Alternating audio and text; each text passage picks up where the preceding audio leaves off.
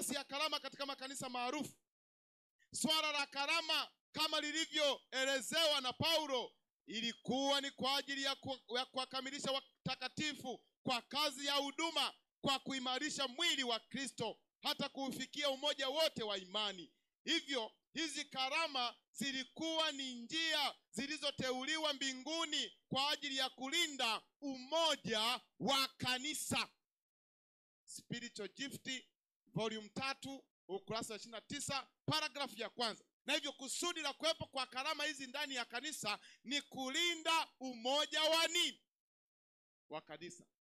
Walimu wafundishe, wahubiri, wachungaji wafanye, kila mmoja kwa sehemu yake, ili kulinda umoja wa nini? Wa kanisa.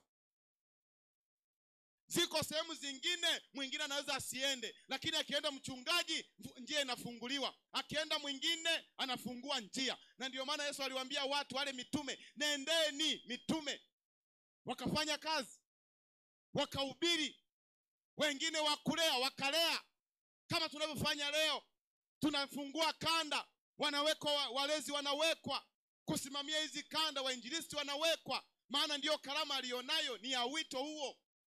Analea washiriki, anawachunga, anawafundisha, anawakomaza. Kundi lingine nafunguliwa, analea washiriki,